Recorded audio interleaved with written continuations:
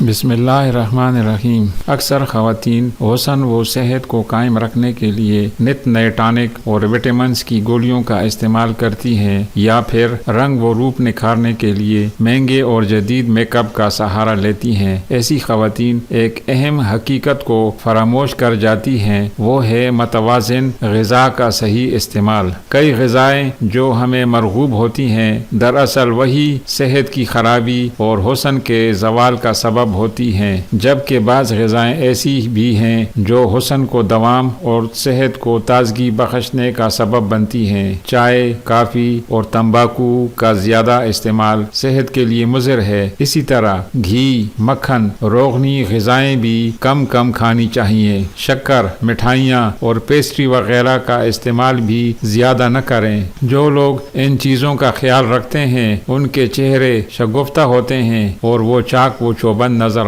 آتے ہیں۔ جو لوگ پھل سبزیاں زیادہ کھانے کے عادی ہوتے ہیں، زیادہ سے زیادہ وقت کھلی ہوا میں گزارتے ہیں، ورزش کرنا ان کے روٹین میں شامل ہوتا ہے، غسل کی عادت ہوتی ہے، دودھ کا استعمال کرتے ہیں، وہ اچھی صحت اور متوازن جسم کے حامل ہوتے ہیں۔ غذا میں سلاد اور سبزیوں کا استعمال بڑھا دیا جائے، خاص طور پر ٹماٹر اور پالک جو کہ جگر کے لیے مفید ہیں۔ اس سے رنگ و روپ میں نکھار اور شگفتگی آتی ہے۔ پھل یوں تو سب مفید ہیں مگر لیمو اور سنترا رنگ و روپ کے لیے بہتر بتایا جاتا ہے۔ رنگ گورا کرنے کا اچھا اور سستا نسخہ یہ ہے کہ گاجر کا رس نکال کر اس کو کسی ٹھنڈی جگہ یا فریج میں رکھ دیا جائے اور روئی کی مدد سے چہرے پر روزانہ دن میں 3 یا 4 مرتبہ لگائیں۔ اس سے رنگ گورا ہوتا ہے۔ اکثر لڑکیاں اس بات پر پریشان رہتی ہیں کہ ان کی پلکیں لمبی اور گھنی کیوں نہیں ہیں۔ اس کا حل بھی آسان ہے کہ زیتون کا تیل اور شہد مناسب مقدار میں ملا کر پلکوں کا روزانہ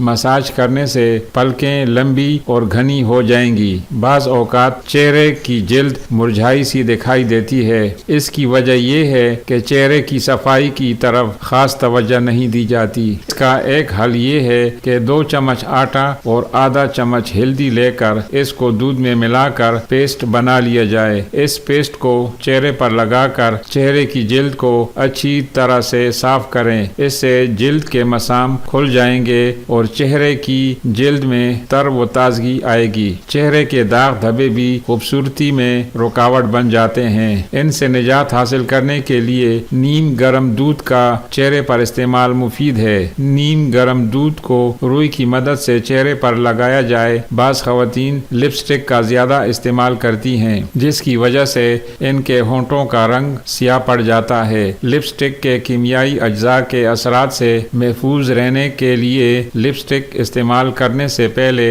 ہونٹوں پر کریم یا پاؤڈر لگانا چاہیے۔ ہاتھوں کی خوبصورتی، ہاتھ خوبصورت اور نرم و ملائم نظر آئیں تو اس کے لیے 2 چمچ عرق گلاب، 1 چمچ گلیسرین اور 1 عدد لیمو کے رس کا محلول بنا کر اسے شیشی میں محفوظ کرایا جائے۔ کام کاج ختم کرنے کے بعد ہاتھوں کو اچھی طرح سے دھو کر اور خشک کر کے اس لوشن کو ہاتھوں پر مل لیا جائے۔ کچھ ہی دنوں میں ہاتھوں کا کھردرا پن ختم ہو جائے گا۔ دن میں 3-4 مرتبہ یہ عمل کرنا چاہیے۔ بازوؤں اور ہاتھوں کا خیال اس لیے بھی رکھنا چاہیے کہ یہ کام کاج میں زیادہ استعمال ہوتے ہیں اور ہر موسم میں کھلے رہتے ہیں۔ ان پر باہر جاتے ہوئے اکثر براہ راست دھوپ پڑتی ہے جس کی وجہ سے ان کا رنگ جھلس جاتا ہے۔ بازوؤں کو دھوپ سے حتی الامکان بچانا چاہیے۔ ہفتے میں 1 مرتبہ بازوؤں پر اوپٹن بھی لگانا چاہیے۔ پاؤں توجہ چاہتے ہیں۔ پاؤں بھی ہماری خصوصی توجہ کے طالب ہیں۔ نیم گرم پانی میں لیمو، بیبی آئل اور شیمپو ڈال کر اس میں کچھ دیر پیروں کو ڈبوئے رکھنے سے